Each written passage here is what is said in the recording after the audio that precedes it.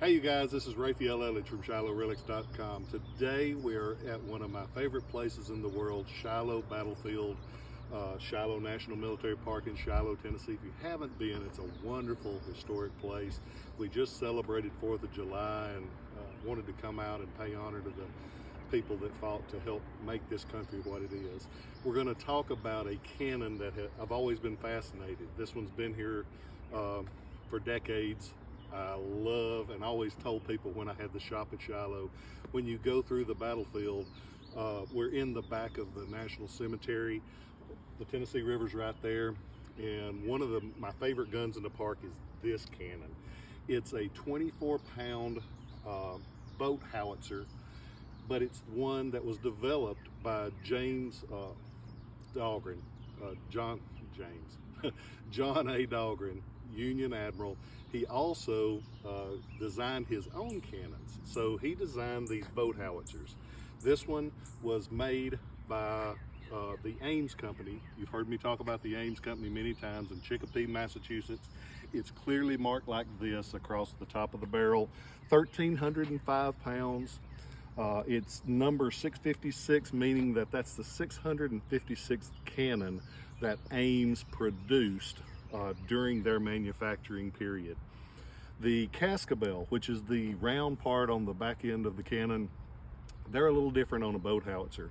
It's threaded on the inside because that was what was used to elevate or lower the cannon. A lot of times you just have a round cascabel, but Dahlgren wanted everything a little bit different. He was an egomaniac. He actually had his initials like this on the top of the cannon, and he also put his name, Dahlgren, on the back of the cannon like this. So he got his name on his cannons twice, but they're smooth on the sides.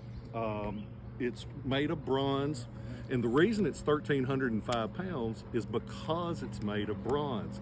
Iron guns are lighter, the bronze guns heavier, and of course when they sat out in the Tennessee rain for 100 years, they get this pretty color all over.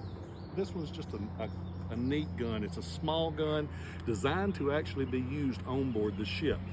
Dahlgren was in charge of inspecting and approving a lot of the new state-of-the-art weapons during the 1850s when he was Under Secretary of War Jefferson Davis, and this is one of the things that he developed and put out. This one was made in 1864, so it was not here during the Battle of Shiloh, but it was brought here and put on display because it is a boat howitzer, and as you could hear those boats going by, we're close to the river. This one, it has the large blade style front sight. It fires a ball of 5.82 inches from the diameter of the cannon. And one thing that's neat about this, and I always love telling people about this because they didn't really believe me until they got down here, I would always tell them, when you go through the park, go to the back of the cemetery, check out the pretty green cannon. And I said, if there aren't any wasps around Tennessee, in case you hadn't ever been here, we grow some of the best red wasps in all the world. They love to build nests inside there, but if there's not, if you stick a light down the cannon, you can see this one is still loaded. There are 2 guns in the Shiloh National Military Park that are still loaded. Not fireable, so they're safe, but this one is still loaded.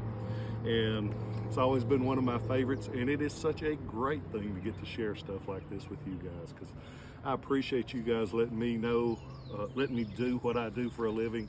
I'm the luckiest guy in the world. And remember, Catherine and I were talking about this just a minute ago. It's just as easy to focus on the positive as it is the bad, and it leaves you feeling a hell of a lot better. So thank you guys for letting me do what I do. I'll catch you next time. If you enjoyed that little bit of history, you are going to love what you're going to find on the Shiloh Relics YouTube channel.